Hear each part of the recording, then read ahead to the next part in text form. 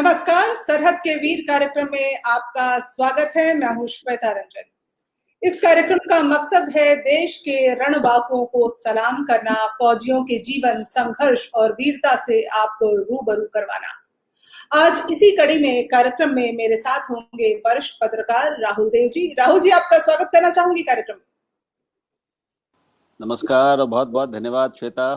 मेरे लिए तो ये आपकी श्रृंखला इतनी सीखने वाली, सिखाने वाली, ज्ञानवर्धक और रोचक है कि मैं बता नहीं सकता। तो बहुत आभार मुझे शामिल करने के लिए।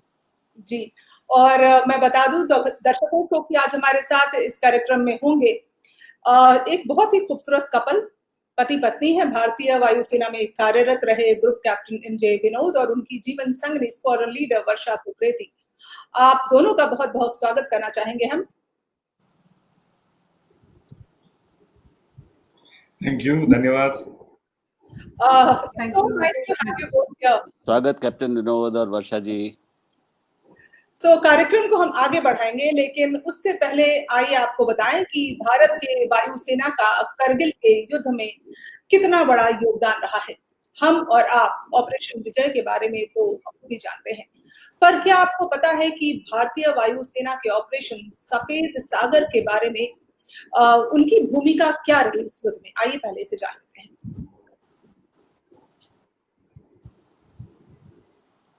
करगिल की जीत का श्रेय आर्मी के ऑपरेशन विजय को दिया जाता है, लेकिन क्या आप जानते हैं कि इंडियन एयरफोर्स के ऑपरेशन सफेद सागर ने भी इसमें बड़ा योगदान दिया था। माना जाता है कि अगर भारत के एयरफोर्स की भागीदारी नहीं होती तो इस युद्ध पर फतह पाना मुश्किल होता। वैसे तो करगिल की लड़ाई मई के पहले हफ्ते में ही शुरू हो गई, पर कामयाबी की रफ्तार धीमी थी।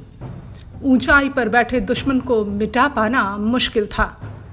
ऐसे में तत्कालीन प्रधानमंत्री अटल बिहारी वाजपेयी ने करगिल की दुर्गम चोटियों को मुक्त कराने के लिए 25 मई 1999 को भारतीय वायुसेना को आक्रमण का आदेश दिया। इस निर्णायक कदम के बाद ही दुश्मन के अंत की शुरुआत हुई। ऑपरेशन सफेद सागर ऐसे समय शुरू किया गया था जब ऊंचाई पर बैठकर पाकिस्तानी घुसपैठिए भारतीय सेना के जवानों पर सीधा निशाना लगा रहे थे।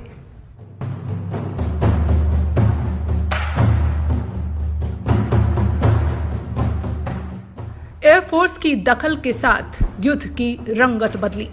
भारतीय वायुसेना के हवाई जहाजों ने करगिल की चोटियों पर कब्जा जमाए पाकिस्तानी सैनिकों पर हवाई हमले किए और उनके ठिकाने तबाह कर दिए। युद्ध की शुरुआत में MiG-21 विमानों का उपयोग दुश्मन के ठिकानों की तस्वीर लेने के लिए किया गया, तो Mi-7 हेलीकॉप्टर्स सैनिकों को लाने ले जाने, राशन हथियार पहुंचाने और घायलों को सुरक्षित स्थान पर पहुंचाने में मदद कर रहे थे। लेकिन भारतीय वायुसेना की भागीदारी के फैसले के बाद मिग के साथ उस समय के सबसे ताकतवर लड़ाकू विमान मिराज 2000 और जगुआर ने उन ऊंची चोटियों पर बम गिराए जहां पाक सैनिकों ने कब्जा जमा लिया था। 60 दिन तक चलने वाले ऑपरेशन सफेद सागर में वायुसेना के करीब 300 विमानों ने 6500 बार उड़ान भरी और आसमानी हमले किए। इंडियन एयरफोर्स के फाइटर जेट्स ने 1235 मिशन उड़ानें भरी और 24 बड़े टारगेट को निशाना बनाया। ब्यूरो रिपोर्ट, नेशनल खबर। तो ये पैकेज हमने दर्शकों के लिए चलाया ताकि आप सभी को मालूम हो सके कि ऑपरेशन सफेद सागर है क्या और भारतीय वायुसेना की भूमिका कितनी अहम होती है किसी भी युद्ध में। तो विनोद सर, शुरू करते हैं। चूंकि आप उस वक्त कार्यरत थे भारतीय वायुसेना में, तो आप सीधे वॉर फ्रंट पे मौजूद नहीं थे, लेकिन आपकी जो भूमिका थी वो भी अहम है। कैसा आपकी इन्वॉल्वमेंट कैसी थी उस वक्त? जैसे आपने अभी चलाया ऑपरेशन सफेद सागर, ऑप विजय और नेवी का ऑपरेशन मिला करके हम इसको एक कारगिल ऑपरेशंस कहते हैं। बट याद रखिए, जब हम कारगिल के लड़ाई में गए थे उस समय कारगिल ऑपरेशन को एक वॉर की तरह नहीं, एक लिमिटेड इंटेंसिटी कॉन्फ्लिक्ट की तरह देखा गया था। क्योंकि लिमिटेड इन द सेंस कि सारे जो प्रणालियां थी वो इन्वॉल्व नहीं थी इस ऑपरेशन में, और दूसरी जो है ज्योग्राफिकली लिमिटेड ऑपरेशन था। ये ज्योग्राफिकली सिर्फ JNK रीजन में ही लिमिटेड था। इसका ये मतलब नहीं है पूरा देश या पूरा जो युद्ध प्रणाली जो है उसको हमने एक्टिवेट नहीं किया था। तो उस पे उसका एक उदाहरण, वेस्टर्न फ्रंट में अगर पाकिस्तानियों ने अगर कुछ नहीं किया, उसका ये रीजन है क्योंकि हम वेस्टर्न फ्रंट में पूरी तरह तैनात थे। सुखोई 30 का आपने देखा होगा, डायरेक्ट कारगिल में इन्वॉल्वमेंट नहीं था, लेकिन सुखोई 30 तैनात था जोधपुर में, और वहां से उन्होंने खूब सारी उड़ानें भरी, और उस एरिया को बिल्कुल एक ढाल की तरह लोगों ने पाकिस्तानियों को आगे बढ़ने नहीं दिया। इसी वजह से एक लिमिटेड एरिया कॉन्फ्लिक्ट को एक लिमिटेड क्षेत्र में सीमित रखने का जो श्रेय है वो बाकी भारतीय फौजों को जाता है जो वेस्टर्न फ्रंट और सेंट्रल फ्रंट में तैनात थे और डटे रहे, ताकि ये कुछ इस ऑपरेशन को एक वॉर में ना तब्दील कर दें ये लोग। तो इस पूरे प्रक्रिया में बहुत सारे लोग जुड़े हुए थे। मैं बताऊंगा अबाउट 80% जो भारतीय फौज जो थी वो इसमें इन्वॉल्व थी। भारतीय नौसेना इसमें इन्वॉल्व थी।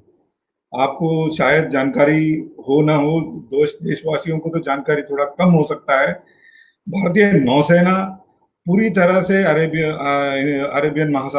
अरेबियन सागर में करगिल की जीत का श्रेय करके उनको आगे बढ़ने नहीं दे रहे थे।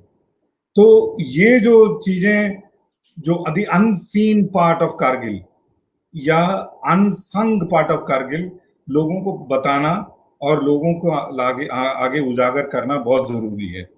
इसमें वर्षा जी कहना थी, बाड़मेर के पास एक यूनिट है उत्तरलई में, वहां पे बहुत कुछ एक्शन हुआ, काफी चीजें हुई। वो अपना जो व्यक्तिगत उनका जो एक्सपीरियंस है वो शेयर करेंगी।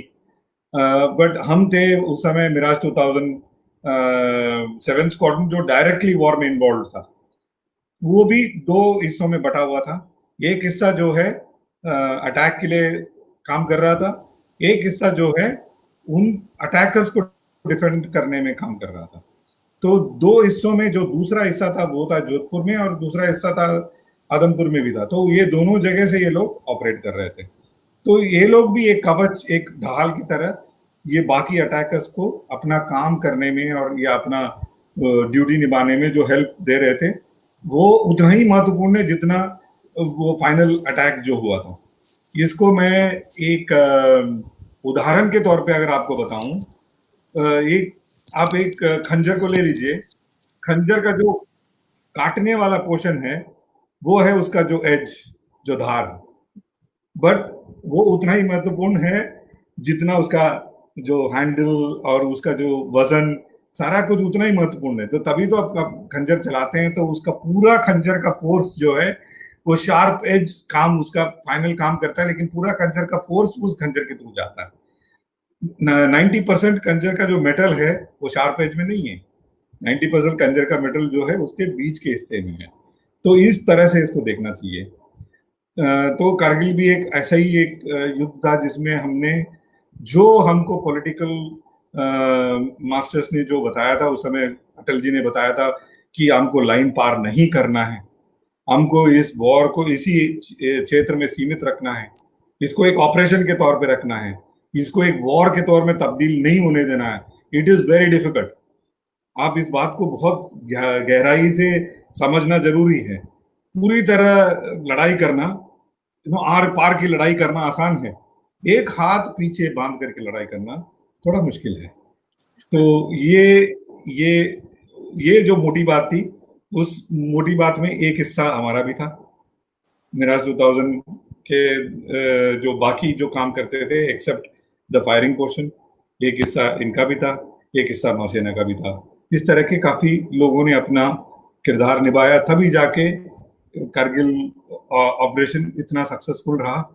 और इंटरनेशनली हमें सराहा गया इस बात को कि हम इस ऑपरेशन को न्यूक्लियर डोमेन में नहीं जाने दिया हमने, बाकी क्षेत्रों में नहीं जाने दिया, और इसको बहुत बखूबी ऑर्केस्ट्रेट करके जो घुसपैठी आए थे उनको हमने बिल्कुल न्याय और उस तरीके से within the rules of war हमने उनको खदेड़ा।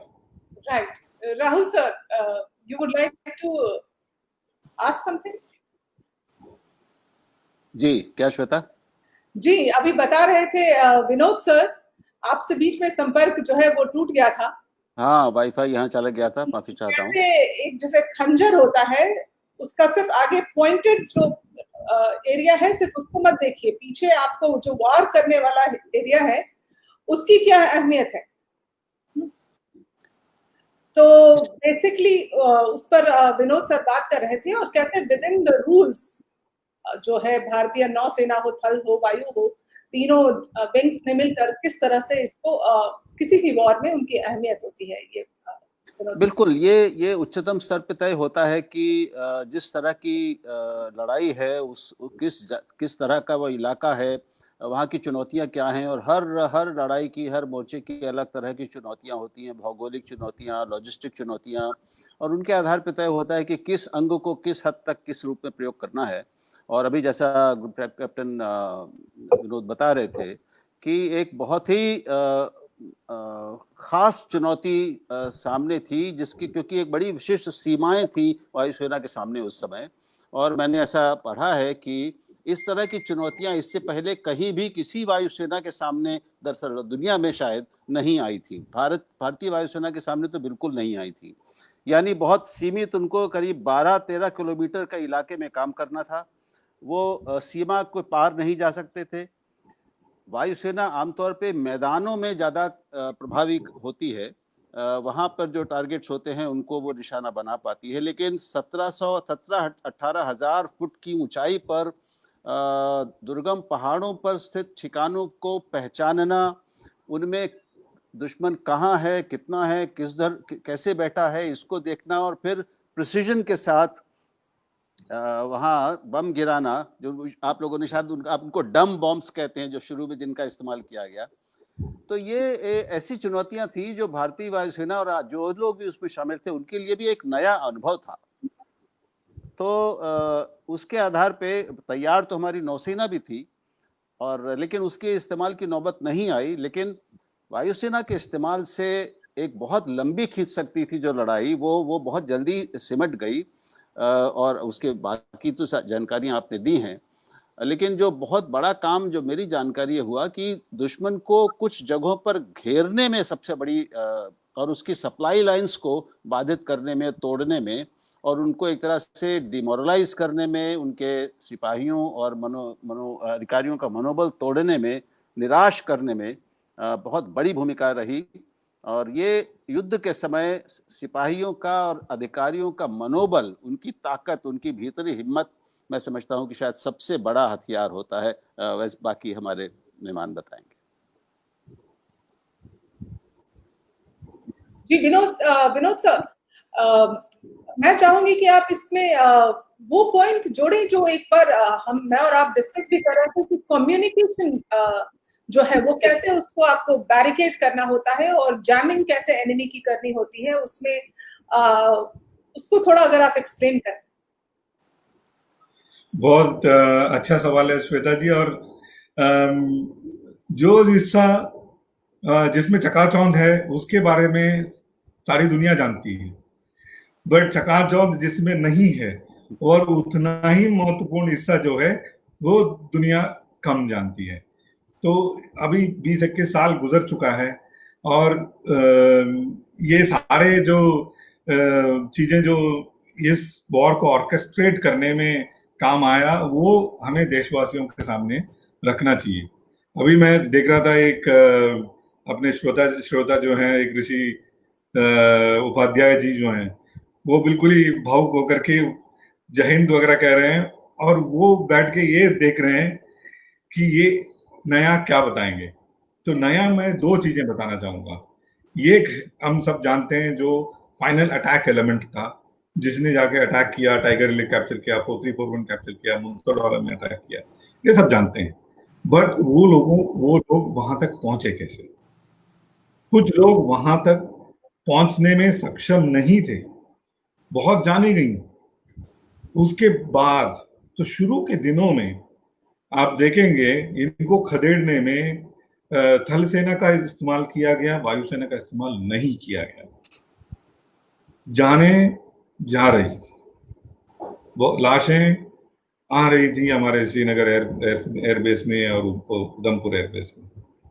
तब शायद उस समय के जो पॉलिटी जागे, उस समय के सीनियर ऑफिसर्स जागे, हम तो बहुत जूनियर थे उस समय, तो उन्होंने बोला भाई ऐसे, जैसे मोदी जी कहते हैं ना, ऐसे जब मार गिराने वाला फौज है तुम्हारे पास तो ऐसे मार गिराने वाले फौज का इस्तेमाल करो।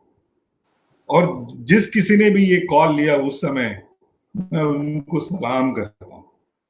क्यों? उनके वजह से बहुत जानें बची। उदाहरण के तौर पे टाइगर हिल के कैप्चर में इतने सारे, उसको फ्रेंच में सॉटी कहते हैं, हम लोग सॉटी फ्लाइट को कहते हैं, बट फ्रांस में सॉटी किसी भी एक अटैक और रिट्रीट को एक सॉटी कहते हैं। तो हर सॉटी में, हर अटैक रिट्रीट में खूब सारे जाने गए। और ऐसा लग रहा था एक समय में टाइगर हिल हो सकता है, इन घुसपैठियों को खदेड़ने में हमको हो सकता है समय लगे। उस समय अभी जो रिटायर हुए थे एयर मार्शल नम्बियार, उस समय वो स्क्वाड्रन लीडर, मेरे फ्लाइट कमांडर थे, मैं उन्हीं के नीचे कार्यरत था। वो और एक मेरे बैच सीनियर, 2 बैच सीनियर जो हैं मनीष यादव। आपको यहाँ पे 1 मिनट के लिए मैं रोकना चाहूंगी विनोद जी। मैं दर्शकों को भी बताना चाहूंगी कि अगले हफ्ते हमारे इस कार्यक्रम में आप नाम्बियार सर से मिल सकते हैं जो शासक काम कर रहे हैं। बिल्कुल। तो ये उन्होंने जाके एक बम गिराया, अभी जैसे सर ने बताया कि डम बम उस दौरान, उसका जो डम बम के बारे में मैं बाद में बात करता हूँ। एक स्मार्ट बॉम्ब गिराया उन्होंने, एक लेजर गाइडेड वेपन।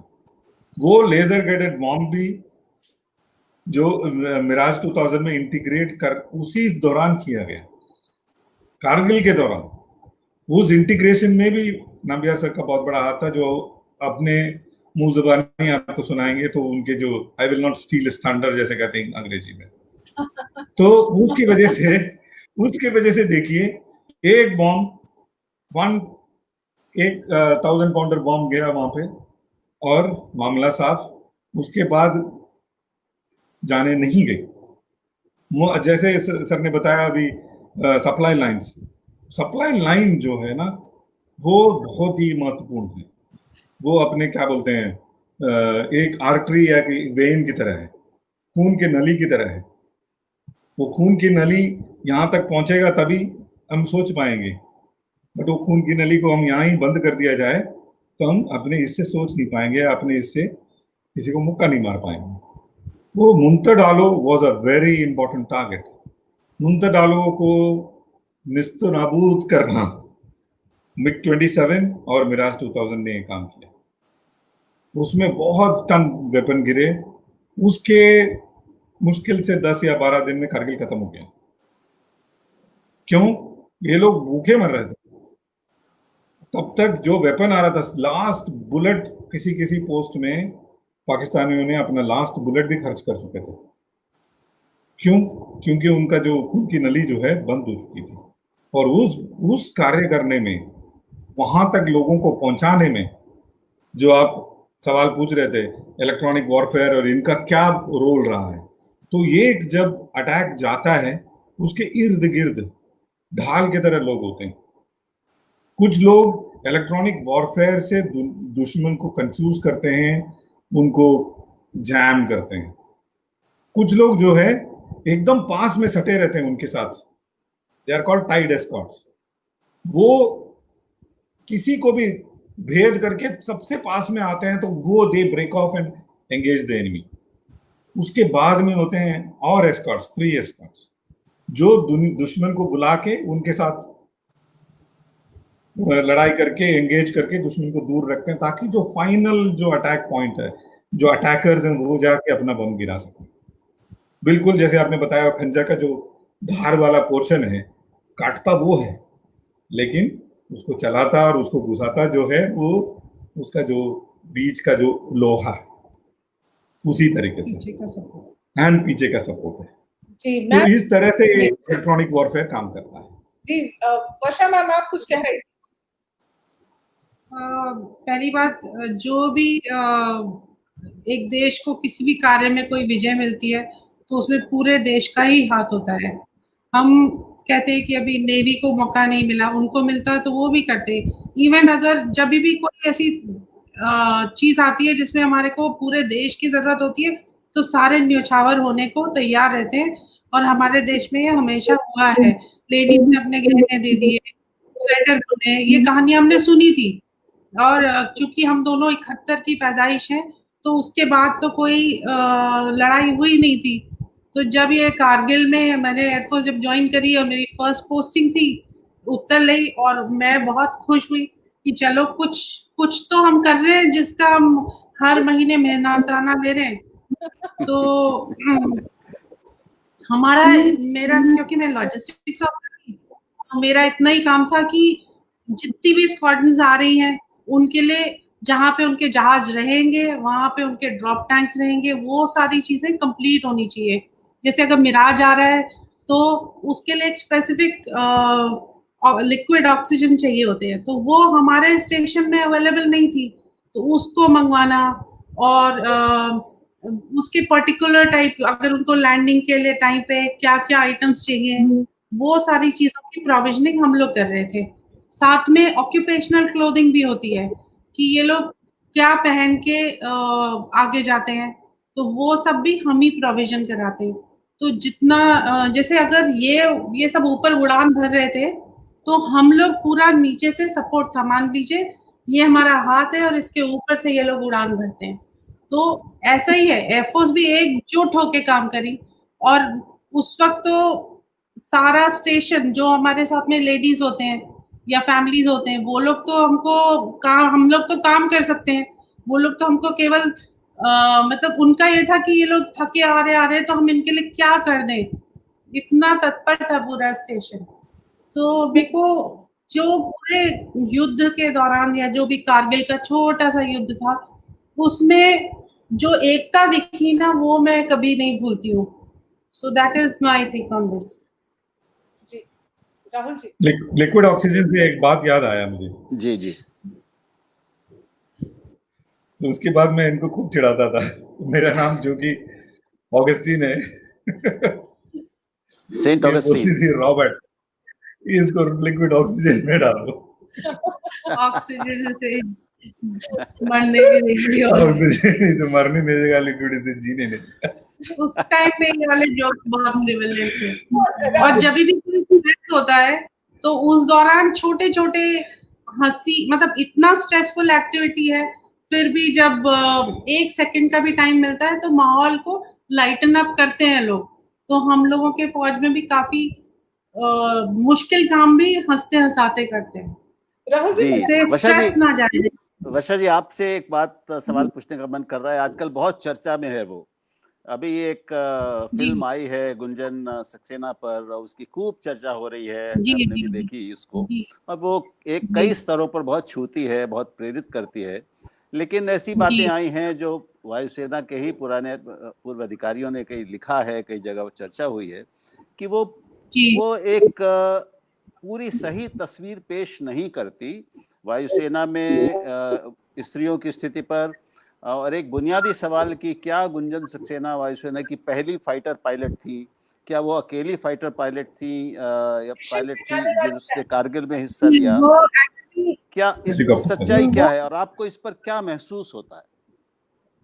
मैं आपको ये बोलूंगी कि देखिए, जब मैं अपने से, गुंजन और मैंने एक स्टेशन में काम किया है, मैं गुंजन को जानती हूँ, और बाकी लेडी ऑफिसर्स जो श्री विद्या राजन है उनके साथ, मतलब मैं उसी स्टेशन में थी।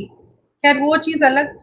मेरा ये कहना है कि जब मैं 10वीं में थी तब मैंने अपनी डायरी में लिखा था कि मैं प्रेसिडेंट को लिखूंगी कि लेडीज को भी एयरफोर्स में या आर्मी में आने दें। ऐसा क्यों है कि हम लोग साथ में नहीं आते हैं, क्या फर्क है? तो जब हमें वो मौका ही मिल गया एक बार कि हम एयरफोर्स ज्वाइन कर सकते हैं, तो एक ड्रीम ट्रू हो गई। आप सोचिए, मैं MKP इंटर कॉलेज में पढ़ाती थी, वो छोड़ के मैंने एयरफोर्स ज्वाइन करी।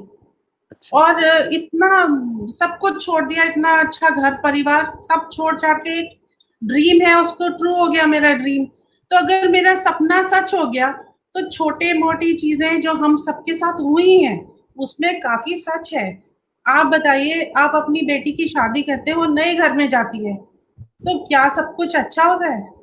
टाइम लगता है सेटल होने में। ऐसे ही हम लेडी ऑफिसर्स के साथ हुआ, हम एक नई जगह गए, वो लोग हमारे लिए तैयार नहीं थे, जबकि हमारी ट्रेनिंग इक्वल ऑफिसर जैसी हुई थी।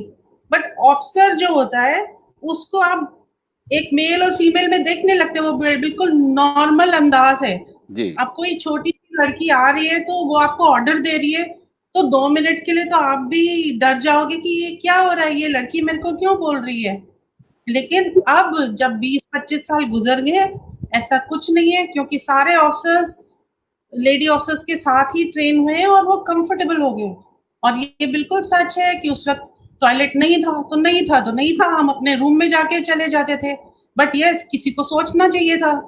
तुमने बिना सोचे समझे एक डोर खोल दिया और बाकी चीजें भी देख सकते थे आप। बहुत आसान था वो छोटी छोटी चीजें। अब 20-25 साल में सब सेटल हो गया। वर्षा जैसे जी, जो लेडी ऑफिसर जैसी स्थितियां तो जाहिर सी बात है कि अब समय के साथ बदल गई होंगी, क्योंकि पहले जैसा माहौल बिल्कुल नहीं है स्त्रियों को लेकर। लेकिन इसमें ये कहा जा रहा है, इवन भारतीय वायुसेना के अफसरों ने कहा है कि सच्ची तस्वीर जो है पेश नहीं की गई है और विरोध किया है कि ऐसा नहीं हुआ था, और ना ही वो पहली महिला पायलट थी मिशन पर जाने वाली। देखिए, ऐसा है, कारगिल एरिया में दूसरी लेडी ऑफिसर्स ने भी फ्लाई किया, ठीक है, लेकिन जब एक पिक्चर बनती है तो उसमें वो हिस्टोरिकल पिक्चर तो नहीं थी। अब ऐसे तो पद्मावत में भी कितना ऊपर नीचे हुआ है। फिर वो एक मूवी में दिखाया था कि कोच को ही लॉक कर दिया था, क्या उसमें ऐसा हुआ था? कोच को नहीं लॉक किया था। तो मेरे को करण जौहर से कोई वो नहीं, लेना देना नहीं है। बट चूंकि आपने गुंजन की स्टोरी के बारे में पूछा है, तो पहली बात स्टोरी है ना वो, इट इज, जैसे ही हम स्टोरी बोलते हैं तो उसमें थोड़ा बहुत तो आएगा ही ऊपर नीचे। और उसने उड़ाया तो है ही है, उन्होंने उस एरिया में उड़ाया है। तो मैं नहीं मानती कि पहली बार सॉटी किसने कर ली, सेकंड सॉटी किसने कर ली, वो मायने नहीं रखता। एक कहानी है, उसको लोगों को मोटिवेट करने के लिए बताया जा रहा है, उसमें हिस्ट्री क्लास नहीं है। Nobody likes history, everybody wants to enjoy a story, so we should just grant her that। और ये गुंजन की कहानी है, मेरी कहानी होगी तो उसमें थोड़ा अलग होगा। गुंजन की कहानी है तो उसको जब अगर किसी ने दुख दिया होगा तो उसने बोल दिया। So we should just enjoy. और मैं तो मानती हूँ कि एक इतना अच्छा चीज है कि लोगों को दिख रहा है कि कैसा था और अब हम कितना बदल गए, अब हम कितने अच्छे हो गए हैं। मतलब आज की डेट में कोई lady officer when she is carrying तो उसको 10 महीने करीब मिलते हैं, हमारे टाइम पे 2 महीने मिलते थे। उसमें फिर हम अपनी एनुअल लीव ऐड करते थे कि चलो थोड़ा दिन हो जाए। 4 महीने के बच्चे को हम लास्ट डे तक वर्क करते थे, जैसे कि 4 महीना हमारे बच्चे को मिल जाए, 2 महीने एनुअल लीव और 2 महीना और। तो उसके बाद वो 4 महीने के छोटे बच्चे को हम मेड के सहारे छोड़ देते थे। तो वो सारी चीजें हुई हैं मेरे, तो let's enjoy it and move on. जी जी विनोद जी, बहुत अहम बात कही आपने वर्षा जी। 2 चीजें मैं कहना चाहूंगा आपके सवाल का सीधा जवाब। ये तो वर्षा जी ने जो कहा है वो अपने दिल से कहा है। पर बहुत 2 चीजों का, हाँ बहुत सुंदर कहा है और बहुत सुंदर भी है भी जी, आपने हमारे मुंह की बात छीन ली, ये अच्छी बात नहीं है। वो भी 20 साल पहले छीन ली राहुल जी, मैं आपको बताना चाहूंगी कि इन दोनों का जो प्रेम प्रसंग वो शुरू हुआ था जब उत्तर लाई में बाड़मेर में दोनों पोस्टेड थे। और इनकी शादी की जो कहानी है वो बहुत रोचक है, वो भी हम बात करेंगे। लेकिन उससे पहले जो आप कहना चाह रहे हैं विनोद जी। वाह, मैं बहुत उत्सुक हो गया। विनोद जी जल्दी बताइए। सीधे सवाल का सीधे जवाब देता हूं।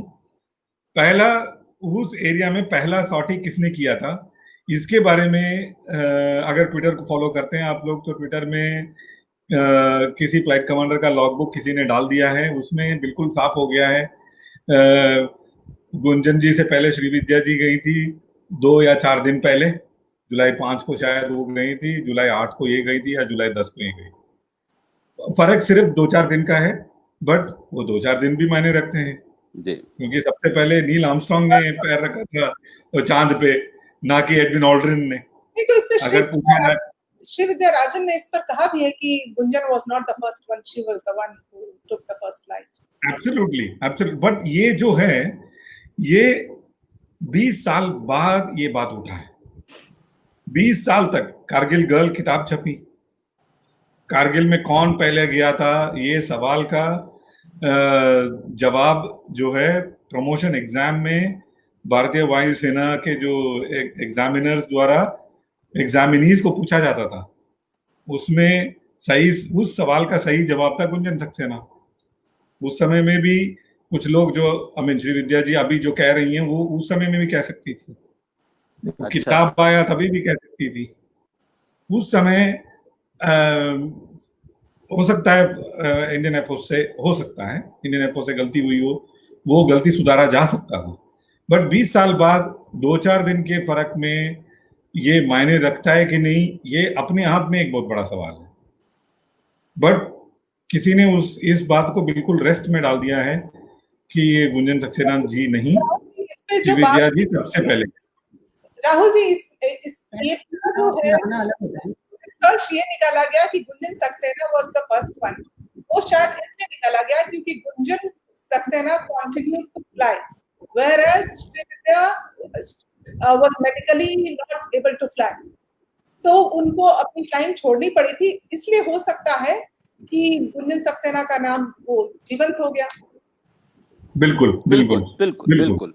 और ये जो देखिए, कई जैसे अभी कैप्टन विनोद ने बताया, ये कई बारीकियां होती हैं जो थोड़ा समय लेकर ही आती हैं, धीरे धीरे खुलती हैं एक ही बार में। और वर्षा जी ने जो कहा कि वो फिल्म है, वो इतिहास नहीं है। हालांकि फिल्म में भी इतिहास के जितनी करीब रहे, वो जितनी तथ्यात्मक रहे, उतना अच्छा होता है। लेकिन जो मूल बात है, जो मूल संदेश है उसका, और जो कहानी और एक स्त्री का शुरुआती दिनों में उस दौर में संघर्ष है जिसे वर्षा जी भी गुजरी हैं, उसका जो चित्रण हुआ है, वो अगर आपको वर्षा जी को ठीक लग रहा है तो फिर हमें उस पर उंगली उठाने की कोई अधिकार भी नहीं है, ठीक नहीं लग रहा है, इसमें कोई संदेह नहीं है। धर्मा प्रोडक्शन ने कुछ चीजों को बात का बतंगड़ बनाया है। अच्छा। अगर पिक्चर देखेंगे, अगर पिक्चर के आखिरी में आपके दिल में क्या उभरता है, उससे मूल्यांकन किया जा सकता है कि उस पिक्चर का क्या असर मेरे पे रहा है, और मेरे पे उस पिक्चर का असर है अच्छा नहीं रहा। उसमें दो चीजें हैं, एक बढ़ा दिया, एक चीज घटा दिया जी। फ्लाइट कमांडर को ऐसा दिखाया जैसे कि flight commander is like a band master. Flight commander पूरे यूनिट को चलाता है। फ्लाइट कमांडर को निस्संदेह सख्त होना जरूरी है।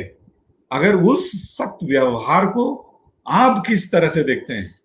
जब ये फ्लाइट उसको पूरी तरह स्त्री विरोधी बना दिया। आप कह रहे हैं कि ये गलत है। विनोद जी फ्लाइट कमांडर थे, इनके अंडर जितने ऑफिसर्स थे वो बहुत ही दुखी थे इनसे, लेकिन क्या कर सकते हैं, एज अ फ्लाइट कमांडर उसे काम कराना है। जो आपसे काम कराएगा आपको वो पसंद नहीं आएगा।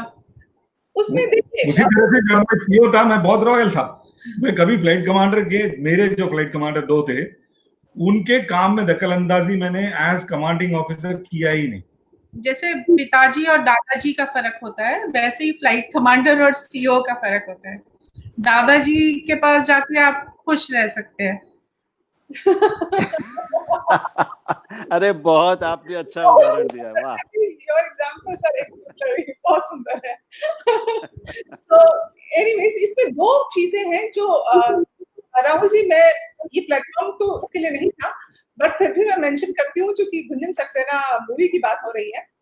तो एक तो उसमें जो दिखाया कि as a child she is sitting near the window and she is trying to peep out of the window, और उसके जो ब्रदर है उसको देखने नहीं दे रहा है, तो वो केबिन क्रू उनको सीधे कॉकपिट में लेके चली जाती है, और कॉकपिट में जो कैप्टन है वो पूछते हैं कि you want to fly, now turn this lever, turn this, so this is not allowed and this would never happen.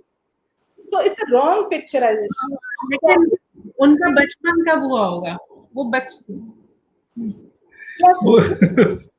और दूसरी चीज नहीं, यू कैन नॉट, एक फ्लाइट जो उड़ रही है उसमें आप कैप्टन के पास ले जाकर you can not do this कि आप ये लीवर घुमाइए और ये गैर पकड़िए, नहीं कर सकते। दूसरा कि उसमें एक चीज दिखाया गया है कि जब वो दिल्ली फ्लाइंग स्कूल ज्वाइन करने चाहती हैं तो उनको बोला जाता है नहीं आप ग्रेजुएशन करके आइए। Graduation was never the criteria to join Delhi flying school.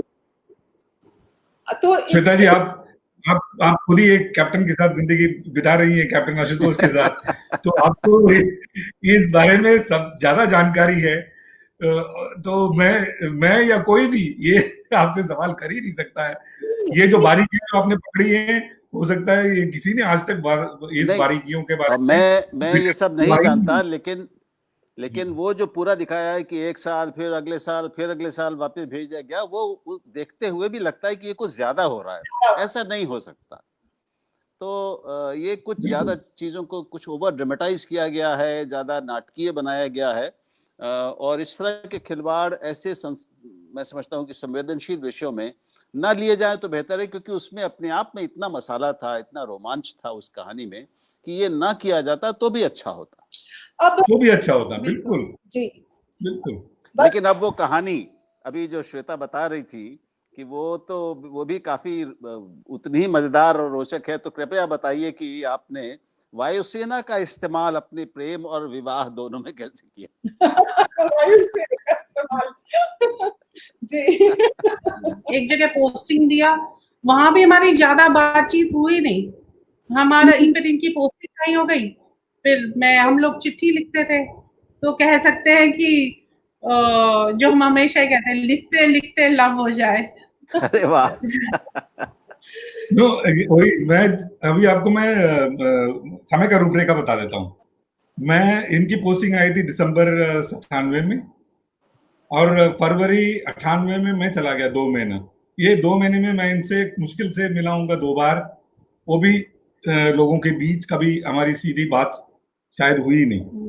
तकनीक जो बहुत जी वाह, आ गए जी। संपर्क हमारा टूट गया था और शायद वहाँ इलेक्ट्रिसिटी प्रॉब्लम है आपकी। जो आप सुन पा रहे हैं विनोद साहब? बिल्कुल सुन पा रहे हैं मैम। इलेक्ट्रिसिटी प्रॉब्लम नहीं है। मेरा कैमरा जो है उसमें एक IR मोड भी है, इंफ्रारेड मोड भी है। एक फाइटर पायलट के कैमरा में इंफ्रारेड मोड ना हो, ऐसे कैसे हो सकता है? जी, तो आप इसको एक बार कनेक्ट कर लें। और I to turn your phone also जी, बिल्कुल। Yes ma'am. तो आप फाइटर लेकर आते हो और शादी के बंधन में बंधते हैं, ये कहानी।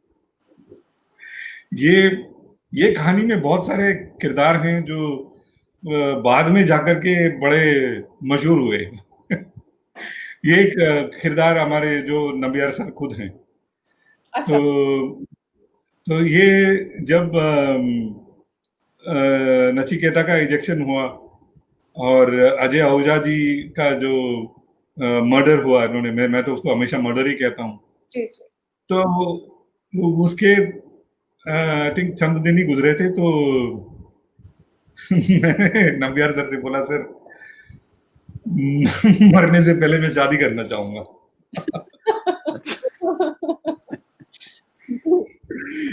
तो फिर उन्होंने बोला तो अपने चीफ ऑपरेशंस ऑफिसर, तो हम लोग अलग अलग जगह पे थे, तो उन्होंने बोला तुम एक काम करो, तुम चीफ ऑपरेशंस ऑफिसर हैं, उनसे पूछो, अगर वो परमिट करें तो आप 1 दिन के लिए चले जाओ वायुसेना के जहाज में, और कोई जहाज आई थिंक कल लौट के आ रहा है, उसी में लौट के आ जाना। मैं बोला सर ठीक है। और मैं ये परमिशन लेने गया।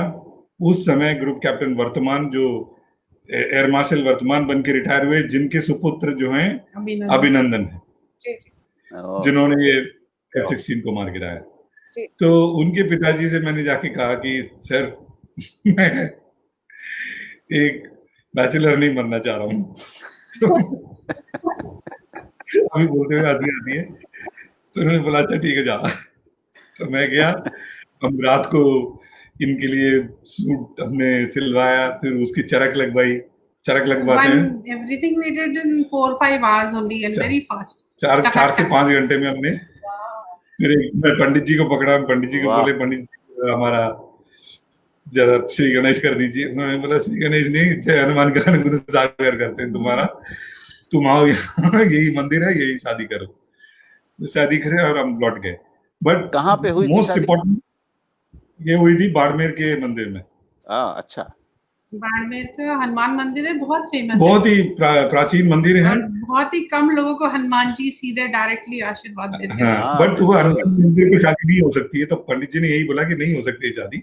बट उसी हनुमान मंदिर के बाहर बाएं तरफ एक देवी जी का भी एक छोटा सा प्रतिमा रखा हुआ था बहुत साल पहले। उन्होंने बोला अच्छा हनुमान जी के छत्र छाया में, बट इनको साक्षी मानते हुए आप शादी कराएंगे तुम्हारी। वही मैं सोच रहा था कि वो तो ब्रह्मचारी हैं हनुमान जी, तो वो तो बेचारे संकट में पड़ जाएंगे। और मेरे मैं ईसाई, पैदाइशी ईसाई हूँ, अभी भी हम लोग दो बैचलर्स की तरह ही हैं वैसे। अरे मैं ईसाई हूँ, बट मेरे बहुत फेवरेट भगवान जी भी रहे हनुमान जी। अभी भी। अच्छा। तो वर्षा जी, आप भी जहाज से आई इसी तरह से एक दिन के लिए वायुसेना गए? नहीं, वो वही मैं अपने बेस पे ही थी। अच्छा। और मुझे क्योंकि कई दिन से लगातार ड्यूटी चल रही थी, तो और क्योंकि मैं तब सिंगल ही थी, तो ये होता है कि सिंगल पर्सन की खूब ड्यूटीज लगती हैं, और हम यंग भी थे, सबसे छोटे थे, तो अच्छा भी लग रहा था। इतना ऐसा मौका कहाँ मिलता है जीवन में, तो ये तो ठीक है, बारात तो लड़की के यहाँ ही आती है। 24 घंटे हम लोग काम कर रहे थे। हाँ। तो इसलिए जब शादी के लिए मुझे एक दिन मांगा तो सबने खुशी से दे दिया, और सब लोग मौका निकाल के मंदिर, चाहे 5 मिनट के लिए भी आए हो, मंदिर आके हमको आशीर्वाद देके गए। लेकिन कन्यादान किसने किया? मेरे SLO ने, मेरे जो सीनियर ऑफिसर थे उन्होंने, और उनकी पत्नी ने। और आप दोनों के माता पिता को पता कब चला? मेरे पिताजी से मैंने परमिशन ले ली थी, क्योंकि कुछ छुपाया नहीं कभी। इनके प्रपोज करने से, मतलब जैसे इन्होंने प्रपोज किया, तो मैंने अपने पिताजी को तभी बोल दिया था कि भाई ऐसा ऐसा है, और इन्हीं से मैं, मतलब I want to spend my life with this person. So पापा को ये अच्छा नहीं लगा।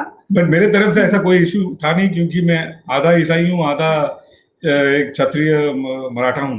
मेरी माँ क्षत्रिय है, मराठा है, तो मेरे पिताजी ईसाई हैं। तो हमारे घर में बेस्ट ऑफ बोथ वर्ल्ड्स रहा है, तो उन्होंने बोला बेटा तथास्तु। अच्छा, वाह। उसके बाद चूंकि कारगिल चल रहा था, तो मैंने अपने पिताजी को फोन किया। इनका एक बहुत दिलचस्प किस्सा है, वो जरूर सुनाइए। जी। So that's it.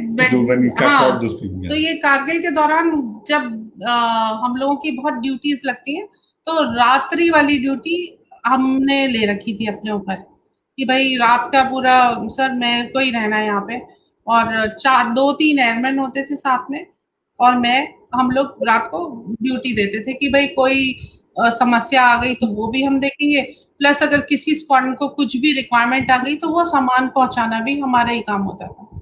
तो एक ऑफिसर को एक वेपन इशू होता है, तो वेपन मिलने से और भी अच्छी फीलिंग आती है। एंड सो ड्यूटी के दौरान ही एक विस्लिंग की आवाज सुनाई देती थी बार रेगुलर इंटरवल पे, यानी कि थोड़ी देर में एक सीटी की आवाज आए, फिर दूसरी तरफ से सीटी की आवाज आए। तो ऐसा कौन सा नया जानवर पैदा हो गया जो बिल्कुल रेगुलर, झिंगुर की आवाज तो हम सबने सुनी है, नया कौन आ गया? तो हम लोगों ने बोला चलो जाके इन्वेस्टिगेट करते हैं। तो मैं आगे बढ़ी, अंधेरा था क्योंकि उतनी लाइटिंग होती नहीं है, और क्योंकि ऑपरेशंस होते हैं तो उस वक्त वैसे ही लाइटिंग कम करके रखते हैं। तो आगे जाके फिर झाड़ियां थी इधर, वहां से ज्यादा आवाज आ रही थी। तो then when I went inside I saw, मैंने देखा कि एक आदमी झुका हुआ और छुपा हुआ है वहां पे। तो उसको मैंने फटाफट जाके पकड़ा और खींच के मैं बाहर लेके आई, और फिर ऐसे उसको अच्छे से दबोच लिया। तो जो एयरमैन थे वो थोड़ा पीछे ही थे, क्योंकि उनके पास तो वेपन नहीं होता है, तो they must have kept a safe distance. तो दौड़ के आए, फिर उन्होंने भी दबोचा उसे, फिर हमने पकड़ के उसको ले गए। तो फिर पता चला कि फेंसिंग के अंदर वो घुस चुका था, और दूसरा उसका साथी फेंसिंग के बाहर था। तो वहां से वो उसको सिग्नल कर रहा था कि तुम आ सकते हो अंदर इस साइड से, ऐसे करके वो उसको कुछ संदेश दे रहा था। जैसे ही हमने उसको पकड़ा तो उसने एक मेंटली सिनाइल इंसान की तरह बिहेव करना शुरू किया, जैसे सर खुजलाना, पाँव खुजलाना, इधर उधर देखना, वो उनका ट्रेनिंग में होता है। तो उसके बाद हम लोगों ने उसको मेन गार्ड रूम में जाके हैंड ओवर किया और फिर और इंटरोगेशन हुई और अगले दिन शायद एक एयरक्राफ्ट में उसको भेज दिया गया।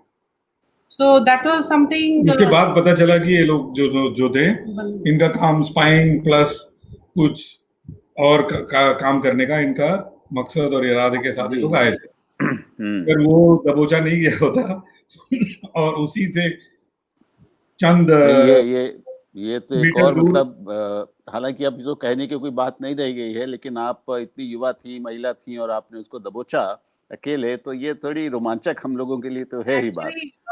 नहीं, ये युवा महिला तब भी उतना ही हिम्मत रखती है, आज भी उतना ही हिम्मत, आज भी दबोच देती है। अब जरा दुश्मन बदल गए हैं। दुश्मन के साथ बैठ के बातें करनी पड़ती है। आज भी दबोच लेते हैं तो हम सांस नहीं ले पाते। जी, तो उस समय वेस्टर्न फ्रंट कितना गर्म था? वर्षा जी, जब ऐसा हुआ तो क्या लग रहा था कि दुश्मन उधर से भी आ सकते हैं? कैसा माहौल था? बिल्कुल बिल्कुल, बहुत ही हम सजग थे। माने आपको पता है 36 घंटे तक लोग ब्रेक नहीं लेते थे कि कहीं मेरे से चूक ना हो जाए, कहीं कोई अंदर ना घुस जाए। जैसे वो इंट्रूडर पकड़ा, अगर वो हमारे वीपी के पास चला जाता और किसी जहाज को कोई नुकसान पहुंचा देता तो हम क्या कर सकते थे? तो इसलिए हम लोगों को, अच्छा उसके अलावा भी हमारे जो बाकी लोग थे वो भी ड्यूटी दे रहे थे आउटर सर्कल में, जिससे कि कहीं भी कोई आ रहा है उसको देख लिया जाए। ऊपर से अटैक तो अलग बात है, नीचे ग्राउंड के उसमें भी हम लोग काफी, और ऊपर से अटैक की अगर बात करें तो आप अगर नंबर्स देखें कितने फ्लाइट्स JNK सेक्टर में ली गई कारगिल के दौरान, कितने फ्लाइट्स जो है वेस्टर्न और सेंट्रल फ्रंट में ली गई, तो आपको अंदाजा हो जाएगा कि इनमें बहुत फर्क है। सेंट्रल और वेस्टर्न सेक्टर में सबसे ज्यादा फ्लाइट्स ली गई, सेंट्रल और वेस्टर्न सेक्टर में सबसे ज्यादा थल सेना का मूवमेंट हुआ है। देखिए, लड़ाई करना आसान है, बट एकदम आमने सामने आकर के दुश्मन को एक कदम भी ना उठाने देना आसान नहीं है, बहुत मुश्किल काम है। और ये मुश्किल काम करगिल की जीत का श्रेय सबने किया, हम सबने किया। ये बहुत मैं हमेशा कहता हूँ इस बात को, और इस बात से मुझे बहुत फख्र है कि हमारे नौसेना ने बहुत अच्छा काम किया अरेबियन सागर एरिया में ना। अच्छा, उसके बारे में बहुत कम बोला जाता है, वैसे ही नौसेना कम बोलती है, लेकिन उसके बारे में भी चर्चा होना चाहिए। बताइए, हम भी जानना चाहेंगे, ये हमारी जानकारी में भी ज्यादा नहीं है। उसके बारे में भी चर्चा होना चाहिए। उसमें भी बहुत सारे अनसंग हीरोज रहे हैं, क्योंकि पाकिस्तान का जो मंसूबा था वो इतना साफ नहीं था, आज भी नहीं है। वो लोगों का आंख जो है बॉम्बे, ऐसे इम्पोर्टेंट विशाखापट्टनम, ऐसे इम्पोर्टेंट जगहों में इनका आंख बिल्कुल बराबर बना रहा, बट उनको एक कदम भी इंटरनेशनल वाटर्स में आने नहीं दिया, या आए तो उनको पकड़ लिया, उनको शैडोइंग की। नौसेना ने बहुत काम किया। इसके बारे में हो सकता है कोई नौसैनिक या कोई नौसेना ऑफिसर जो है भावी में इसके बारे में कुछ बताए हमें और कुछ लिखे, तो हम सबको पता लगे, क्योंकि अभी तो बहुत समय गुजर चुका है और हम सबका हक है कि ये जो शूरवीर पानी के ऊपर और पानी के नीचे इन्होंने क्या काम किया, ये हमें समझ में आए। इसी तरीके से वेस्टर्न फ्रंट में भी सुखोई 30 का बहुत बड़ा योगदान रहा है। इनफैक्ट किसी ने इसके बारे में हाल ही में कोई एक बात उजागर जरूर करी, वेस्टर्न फ्रंट में सुखोई 30 ने एक F-16 को लॉक ऑन भी किया है और फायरिंग रेंज तक पहुंचे। अच्छा। ये बात इन्होंने ट्विटर पे अभी उजागर भी किया है, तो उसके बारे में भी और जानकारियां मिले, लोगों को पता लगे कि कारगिल की लड़ाई जो है मेरे हिसाब से एक copy book operation with in the framework of given political restrictions कैसे किया जाए, वो एक अपने आप में एक ऑपरेशनल किताब है कारगिल का ऑपरेशन। अगर आपको आज, अब मेरे ख्याल से कोई भी कंट्री, यूएसए भी नहीं कर पाएगा कि एक एरिया में सीमित और उतना ही बिना लाइन पार किए ऑपरेशन करके जीत के दिखाओ। कैसे हो सकता है, कैसे मुमकिन है? कोई भी आपको जनरल ये बोलेगा कि नामुमकिन है, लेकिन उस नामुमकिन मुमकिन करके दिखाया हमारे सीनियर्स ने, हमारे जनरल्स ने और हमारे यंगस्टर्स ने। बिल्कुल। लेफ्टिनेंट जनरल जगजीत सिंह ने लिखा है कि दुनिया की किसी वायुसेना के सामने ये चुनौती नहीं आई थी और किसी वायुसेना ने ये नहीं किया है जो भारतीय वायुसेना ने उसमें करके दिखाया। वायुसेना ही नहीं, सेना को भी पार करने का लाइन के एलएसी के या एलसी के उस पार जाने का इजाजत नहीं था, उन्होंने पार नहीं किया। नहीं पार करने बिल्कुल बिल्कुल मैम, उस जो क्या बोलते हैं, उसी बॉक्स के अंदर हमने अपना कबड्डी खेला है। कबड्डी बॉक्स के बाहर जाके नहीं खेला। दुश्मन जरूर बाहर जाके खेला, हमने उसके अंदर रह करके उस कबड्डी को खेला और उस कबड्डी को जीता। अच्छा, क्या कारण है कि पाकिस्तान ने वायुसेना का अपने इस्तेमाल नहीं किया? बिल्कुल ये गलत। पाकिस्तानी वायुसेना उस समय बहुत कम क्षमता थी उनके पास। अच्छा, गिने चुने 30, उसमें से 25-28 F-16 उनके पास थे। उनको पता था अगर वो वायुसेना हमारे वायुसेना के साथ भिड़ जाते, आज उनके पास वायुसेना ही ना होता। ये बात, they preserved themselves, they went into something called a preservation mode. Okay. इसके बावजूद कुछ लोग हमारे पास उनके बॉर्डर एरिया में गश्त लगा रहे थे ताकि हम उन्हें जाके ना अटैक करें। हमारा ऐसा मंसूबा था नहीं, हम उनको जाके अटैक नहीं करने वाले थे। उस समय उनको पता नहीं था कि हमारे प्रधानमंत्री जी ने जो लकीर खींचा है वो हमारी लक्ष्मण रेखा है और हम लक्ष्मण रेखा पार करने का हमारा कोई इरादा नहीं था। वो उनको शायद पता नहीं था, तो वो लोग अपना गश्त लगा रहे थे और उनके ऊपर हम बराबर लॉक ऑन किए। उनको ये भी बताए थे, बेटा तुम अगर एक कदम और लोगे तो तुम्हें मार दिया जाएगा, जैसे अभिनंदन ने F-16 को मार गिराया। So, राहुल जी, आप कुछ और पूछना चाहते हैं? नहीं जी, तो विनोद जी एंड वर्षा जी, आपकी जिंदगी, चुनौतियां, संघर्ष और प्रेम कहानी सुन के बस मजा आ गया आज, और इंस्पायरिंग है। दर्शकों को भी बहुत अच्छा लगा होगा क्योंकि फौजियों की जिंदगी से हम बहुत मुश्किल से जुड़ पाते हैं और रूबरू हो पाते हैं, समझ पाते हैं।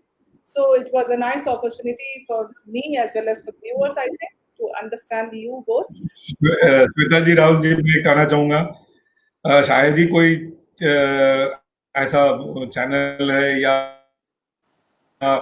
ऐसा कोई एफर्ट है जहां इस तरह की कोई कदम कोई अभी तक 20-21 साल में उठाया हो। श्वेता जी ने एक कदम उठाया है। श्वेता जी, आपका जो ये, मेरी सारी शुभकामनाएं आपके साथ। पहली बात, बहुत और बढ़िया। अगर मेरे से हो तो आप बिल्कुल पद्मा अवार्ड ही लायक हैं, बस ये काम कोई नहीं कर रहा है। और इसी नहीं, और ये जोक की बात नहीं है, बिल्कुल सच है। ये इसी ऐसे प्लेटफॉर्म से वो सब चीजें निकल के आती हैं जो चीजें दब जाती हैं, जो चीजें इतिहास भूल जाता है। आज थैंकफुली ये शो जो है, हो सकता है सदी दर सदी इन electronic form, it remains in YouTube and other places. But आप सोच लीजिए, ऐसे कितने हमारे युद्ध हुए और ऐसे कितने हमारे कहानियां हुई जिसमें बारीकियों की चीज जो है समय के साथ भूल गया है और दब गया। बिल्कुल बिल्कुल। तो ये आपको बिल्कुल सलाम और नमन करता हूँ जी, क्योंकि ये जो काम है बहुत ही सराहनीय। धन्यवाद ये कहने के लिए। और मैं भी, जैसे मैंने शुरू में ही कहा, कि इसको सौभाग्य मानता हूँ कि श्वेता ने शुरू किया और मुझे उसमें जोड़ा, तो मेरे अपने लिए ये बहुत अच्छा है और अब श्वेता को सैल्यूट करना तो बनता है। अरे सर, प्लीज प्लीज। और ये बहुत ही महत्वपूर्ण काम है मैम, आप दोनों को भी मैम, ये बहुत ही महत्वपूर्ण काम है। क्यों? क्योंकि आज से 5-10 साल बाद लोग ये शो को खुद खुरेद के निकालेंगे और इसमें से कुछ बारीकियां निकाल के और कोई लेसन निकालेंगे जिसको हिस्ट्री रिपीट शायद नहीं करेगा। हमें मालूम नहीं है ये इस इंफॉर्मेशन जो अभी आज हमने ओपन फोरम में डाला है उसका क्या महत्वपूर्णता रहेगी आज से 5-10 साल बाद। जी जी सर, बहुत बहुत शुक्रिया, आपकी शुभकामनाओं के लिए सर, बहुत बहुत शुक्रिया। Thank you Rahul ji, thank you. धन्यवाद श्वेता। तो मैं आपके साथ होते तो मैं अच्छा कर पाती हूँ, आपके साथ अरे नहीं हो पाता। बहुत बहुत शुक्रिया।